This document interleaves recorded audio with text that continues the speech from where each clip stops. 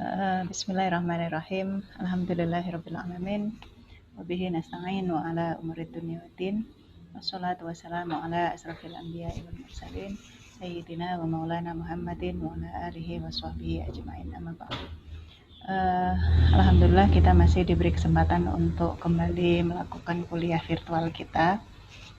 Kita akan melakukan perkuliahan ini seperti yang tadi saya sampaikan di Google Classroom. Kita akan melakukan perkuliahan daring seperti semester lalu, tetapi mungkin kita lebih siap dibanding semester yang sebelumnya, yang terus terang kalau semester ini mungkin lebih tertata dan lebih bisa termanage dengan baik. Begitu juga saya harapkan teman-teman juga sudah mulai terbiasa dengan pembelajaran online ini. Mungkin dalam perkuliahan ini, jadi kita akan mulai dengan sesi di Zoom yang materi mungkin akan saya sampaikan. Selebihnya kita akan lakukan tanya jawab, atau kamu misalnya ada pertanyaan atau tanggapan atau apa bisa dilakukan via Google Classroom, dan kita akan maksimalkan di Google Classroom dalam untuk diskusi dari materi yang disampaikan. Dan mungkin ada beberapa teman-teman yang mungkin kendala sinyal untuk mengakses Zoom ini, maka mungkin perkuliahan ini akan saya rekam di sesi perkuliahannya. Nanti mungkin saya akan upload ke YouTube, sehingga teman-teman yang mungkin punya kendala dan mungkin join di platform ini agak terhambat bisa tetap bergabung dan bisa menyimak di YouTube itu ya. Jadi kita mungkin sekarang ini masih di di pembukaan pembukaan materi kita. Sebelumnya saya akan share screen ya. Jadi ini sebetulnya materi ini belum muncul ya share screen-nya ya.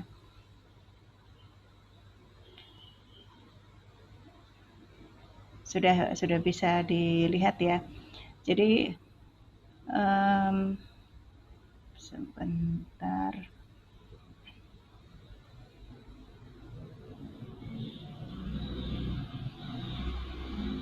Jadi dalam mata kuliah kali ini mungkin saya rasa teman-teman semuanya sudah sudah pernah mengikuti materi-materi manajemen kelembagaan ya. Tapi mungkin sehingga saya tidak ingin mengulang tentang materi-materi kelembagaan yang itu sifatnya lebih kepada teori-teori manajemen kelembagaan, tetapi pada mata kuliah ini kita lebih kepada aspek praktikal ya, aspek praktikal dari manajemen kelembagaan lokal itu. Nah, di sini apa harapannya dari makul ini, setidaknya sebagai mahasiswa pengembangan masyarakat, Anda bisa memiliki pengetahuan dan keterampilan dasar manajemen dan juga penerapannya kepada lembaga-lembaga lokal, lembaga keagamaan lokal, organisasi non-profit, dan juga lembaga pendidikan non-formal. Artinya di sini apa? Jadi Anda di satu sisi kalau misalnya konsep dasar pengembangan ilmu manajemen, saya kira Anda sudah sebelumnya sudah belajar, tetapi setidaknya dalam mata kuliah ini saya ingin mengajak kamu melihat secara lebih jeli bagaimana implementasinya pada kelembagaan lokal. Jadi apa yang kamu lihat? Saya yakin kamu mengikuti ya kumpulan-kumpulan yang di desa, entah itu di masjid, entah itu di organisasi-organisasi lokal. Nah, inilah yang ingin saya gali sebetulnya dari mata kuliah ini, bagaimana kamu melihat praktek itu di lapangan. Sehingga ini kita akan melihat lebih pada aspek praktikalnya. Kemudian juga Kamu bisa menjelaskan fungsi-fungsi manajemen dan juga bagaimana fungsi manajemen itu sebetulnya diterapkan di kelembagaan lokal.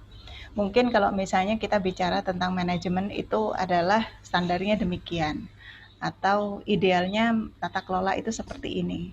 Tapi ketika kita sampai di lapangan kan nggak seperti itu toh. Pasti pasti berbeda ketika bagaimana apa yang mungkin kamu pelajari dari tata kelola manajemen itu semestinya seperti ini, gambaran idealnya seperti ini, alur koordinasinya seperti ini, tetapi dalam penerapan di kelembagaan lokal itu tidak seperti yang kamu pelajari. Nah, kemudian kemudian harapannya juga kamu mampu memahami karakteristik manajemen kelembagaan kemasyarakatan lokal, lembaga keagamaan lokal, baik itu formal dan non formal. Ini sebetulnya harapan dari mata kuliah ini. Nah, kemudian apa yang akan kita pelajari berikutnya yaitu uh, kita akan bicara tentang konsep dasar manajemen. Kemudian setidaknya kamu mampu kita bicara tentang konsep dasar manajemen dan bagaimana praktek manajemen itu di kelembagaan lokal. Kemudian perkembangan ilmu manajemen, kemudian kita akan bicara tentang dinamika perkembangan ilmu manajemen dan prakteknya dari waktu ke waktu. Kita ini masuk pada kultur digital ya, tentu saja itu juga berimbas kepada bagaimana manajemen kelembagaan lokal. Jadi harapannya apa? Anda mampu melihat perubahan ini. Jadi dan Anda mampu menjelaskan bagaimana tantangan dan juga dinamika yang ada dalam tata kelola kelembagaan lokal baik itu di tingkat desa atau di tingkat komunitas. Kemudian yang tidak kalah penting itu adalah juga kita akan bicara tentang jenis-jenis keterampilan manajemen. Dalam tata kelola atau manajemen itu keterampilan apa saja yang diperlukan, kemudian bagaimana dinamika praktek keterampilan ini yang ada dalam kelembagaan lokal. Kemudian fungsi-fungsi manajemen, eh, pasti kita semua tahu organizing itu meliputi perencanaan, pengorganisasian, kepemimpinan, dan juga pengawasan. Artinya pendekatan POAC ini dalam kelembagaan lokal ini prakteknya seperti apa. Makanya dalam mata kuliah ini saya harapkan kamu punya lembaga, saya nggak mengatakan dampingan ya, kamu fokus kepada lembaga yang itu kamu paling mudah aksesnya dari tempat kamu, dari rumahmu, ya kan, ikuti dinamika yang ada di lembaga itu dan dari situ kita punya gambaran bagaimana praktek tata kelola dan manajemen yang ada di sekitarmu. Kemudian kita juga lebih jauh akan bicara tentang lembaga non-profit atau lembaga nirlaba. Lembaga nirlaba ini apa sih? Jadi kamu bisa mendeskripsikan atau karakteristik lembaga nirlaba ini apa? Prakteknya seperti apa? Bagaimana sustainabilitasnya lembaga nirlaba itu? Dan kita juga akan bicara masalah karakteristik dan substansi manajemen kelembagaan nirlaba. Kemudian selanjutnya kita juga bicara tentang karakteristik lembaga pendidikan non-formal. Lembaga pendidikan non-formal itu misalnya apa? Ada TPQ, kemudian ada apalagi diniyah misalnya ya. Jadi sekolah ini termasuk dalam kategori lembaga pendidikan non-formal. Dan ini sifatnya apa? Sifatnya nirlaba juga. Jadi dari sini harapannya apa? Di sini kamu diharapkan untuk bisa memahami karakteristik manajemen dan lembaga pendidikan non-formal berikut tata kelola kelembagaannya. Nah, yang tidak kalah penting adalah kita juga akan berbicara tentang kultur digital dan pengaruhnya pada manajemen kelembagaan. Kenapa ini penting? Jadi kita bedakan ya budaya digital itu seperti apa. Jadi misalnya di antara salah satu yang kita bisa singgung tentang budaya digital itu misalnya masyarakat sekarang menjadi tidak sabaran. Pokoknya harus update terus. Nah, ini adalah tuntutan dari kultur digital. Artinya keingintahuan orang itu semakin cepat dan itu bagaimana ini berimbas dan berpengaruh kepada manajemen kelembagaan. Dan kemudian kita juga akan bicara tentang manajemen berbasis digital. Jadi bagaimana adaptasi tool digital atau tools digital dalam pengembangan tata kelola lembaga. Artinya apa? Kalau misalnya dulu kita rapat itu kan harus ketemu, ya kan. Tapi kalau sekarang kan nggak seperti itu. Tetapi di sini perlu kita pahami juga apa sih keuntungan dan kekurangan dari apa namanya dari beradaptasi dengan tool digital ini. Artinya apa? Ketika kita tidak berinteraksi seperti ini, mungkin di satu sisi ya, di satu sisi itu apa namanya kerekatan emosional emosional itu tidak terbangun. Tetapi di sisi lain, bagaimana hal-hal yang seperti itu bisa diantisipasi dengan bisa diantisipasi dengan bagaimana pola komunikasi yang baik, bagaimana juga dengan koordinasi yang baik. Dan kemudian di poin 10, 11, 12, dan 13 ini sebetulnya lebih kepada praktek lapangan. Jadi saya minta kamu untuk mengambil 4 poin ini, ya kan, tentang manajemen kemasjidan, ya ini meliputi tugas lapangan dan juga nanti presentasi. Kemudian manajemen pondok pesantren, tugas lapangan dan juga presentasi, dan juga manajemen lembaga-lembaga kursus, tugas lapangan dan presentasi. Manajemen lembaga bimbingan keagamaan, misalnya KBIH, yang ini juga nanti tugas lapangan dan presentasi. Tugas ini apa sebetulnya? Anda lebih mendeskripsikan. Mendeskripsikan ini mendeskripsikan tentang bagaimana tata kelola dan bagaimana yang terpenting dalam kelembagaan itu adalah tata kelola dan juga sustainabilitas. Artinya apa? Kamu bisa melihat misalnya lembaga bimbingan keagamaan atau misalnya KBIH misalnya, kapan dia muncul? Selama rentan waktu itu sampai dengan tahun ini dia sudah melakukan apa saja, terus bagaimana dia melakukan itu semuanya, ini sebetulnya yang akan kita bahas. Dan apa namanya, untuk referensi, sebetulnya banyak sekali referensi yang apa namanya yang bisa kita cari. Referensi digital itu banyak sekali, tetapi di sini kita tidak hanya bicara tentang teori, tetapi bagaimana kamu bisa melihat dari dekat tentang bagaimana tata kelola lembaga-lembaga organisasi non profit yang itu bisa kamu apa namanya bisa bisa kamu akses. Jadi organisasi dan manajemen itu jilid 1 dan jilid 2. Kemudian Drucker, Managing the Non-Profit Organization, kita akan singgung tentang bagaimana itu non-profit organization. Baiklah, sepertinya ini yang mungkin akan kita apa namanya kita bahas selama 1 semester ke depan. Semoga kita bisa menyelesaikan itu semua. Mungkin jika kamu ada pertanyaan, boleh bertanya. Ya, ada pertanyaan? Apa, Mailina atau Nur Hidayah atau Nasrul Umam atau Sultan?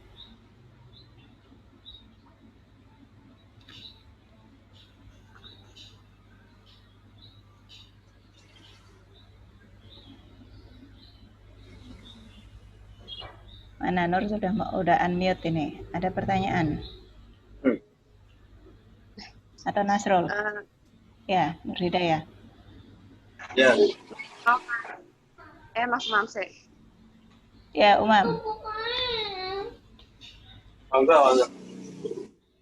Kalau masjid sama musola itu lembaga apa? Lembaga non-profit itu juga nirlaba itu. Kan swadaya kan? Dia kan dikelola dengan swadaya kan? Swadaya masyarakat setempat. Oh, ngoten nggih. Umam mau ambil itu? Mboten tangkot mawon. Mau tanya jenis apa? Masuk kategori apa ya? Nggih. Nur Hidayah.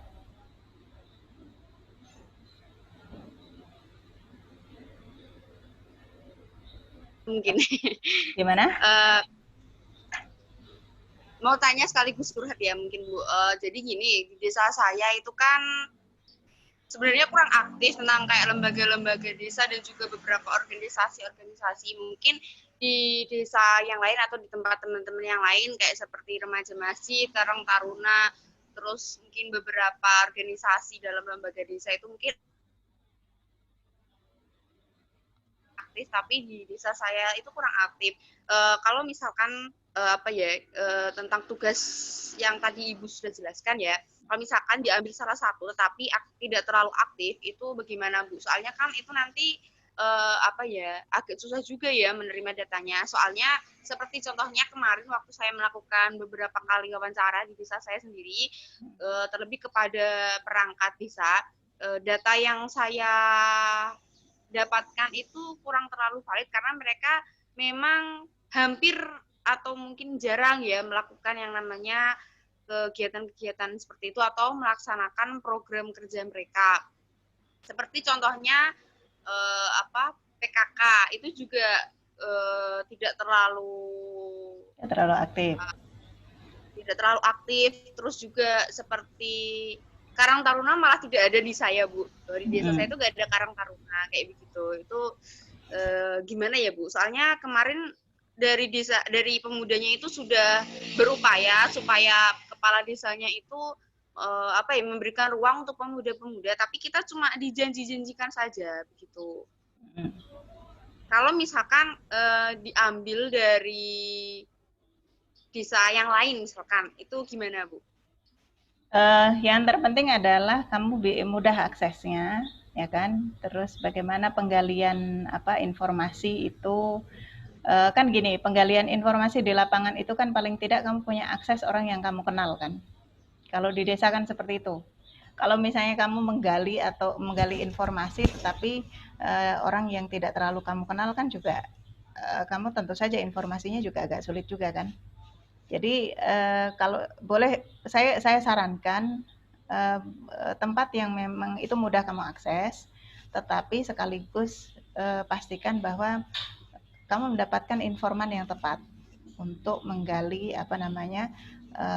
data atau bagaimana dinamika yang ada dalam entah itu bentuk komunitas, entah itu bentuk kelembagaan masjid atau RT gitu. Itu seperti itu. Ya. Bu, terima kasih. Ya, ada lagi? Siapa? Melina atau Sultan? Saya kira tugasnya jelas ya ini ya. Makanya kenapa saya kira-kira bagaimana mau kelompok atau individu? Nanti kamu diskusikan dengan teman-teman, ya kan? Nanti kamu diskusikan dengan teman-temanmu. Artinya ada ada 4 ya tadi ya. Pondok pesantren, masjid, kemudian apa lagi? Apa tadi? Saya lupa tadi. Pondok pesantren, masjid, sekolah ya, sekolah non formal ya kan? Sekolah non formal dan juga KBIH ya, lembaga keagamaan ya, lembaga keagamaan. Jadi 4 hal itu terserah misalnya kamu mau bikin kelompok atau individu, ini sesuai kesepakatan kamu semuanya. Jika misalnya kelompok, bagaimana mekanismenya, ini saya serahkan ke teknis pelaksanaannya. Artinya yang memungkinkan, dan saya kira kita nggak akan melibatkan kerumunan kan ini, maka saya harapkan kamu juga tetap mentaati protokol. Itu saja sih, karena harapannya apa?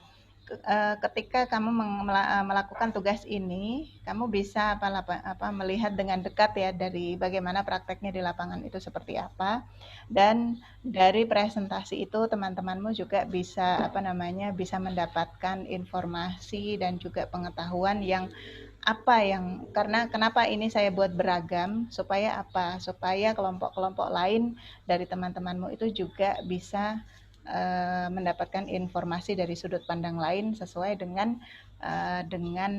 lembaga yang disasar. Itu sih. Gitu ya. Ada lagi yang masih bingung? Jadi detail untuk nanti kalau di akhir mungkin kita akan bikin forum semacam seminar ya sama Pak siapa, kan ini 2 ya sebetulnya. Siapa satunya Pak siapa satunya yang pengajar satunya ya, karena kita perlu menghubungi dulu dan juga kita perlu perlu koordinasi untuk waktunya. Jadi saya pikir nanti di akhir dari perkuliahan ini kita akan bikin semacam webinar tentang isu yang terkait dengan manajemen kelembagaan lokal sebagai mata kuliah terakhir. Dan mungkin bisa juga ini dijadikan semacam kita bisa libatkan teman-teman PMI yang lain dan juga prodi yang lain jika misalnya ada yang ingin ikut bergabung, bisa dipersilahkan. Ini nanti, jadi setelah kamu sudah selesai presentasi itu, nanti kita akan bikin semacam webinar ya sebagai kelas kita terakhir. Ya, ada pertanyaan lagi? Mungkin? Jelas ya? Bu. Baik, ini mungkin kita tutup dulu sampai di sini. Kamu bisa simak kembali nanti setelah saya upload di YouTube dan juga linknya bisa saya akan share di di Google Classroom. Mohon dikabari teman-temannya yang mungkin belum bisa akses. Kelas akan selalu saya mulai tepat waktu via platform Zoom ini, ya kan. Kita akan ambil makul ya seperti ini sekitar 10 sampai 15 sampai 20 menit, nggak lama. Selanjutnya diskusi, dan bagi mereka yang belum bisa bergabung bisa bisa bergabung di channel di YouTube itu lewat komen di situ. Tapi saya lebih menyarankan komentar yang dari link YouTube itu lebih baik di Google Classroom saja biar kita bisa baca semuanya. Gitu ya. Kita tutup sampai di sini dulu. Terima kasih atas partisipasinya. Wassalamualaikum warahmatullahi wabarakatuh. Waalaikumsalam. Waalaikumsalam. Waalaikumsalam warahmatullahi wabarakatuh.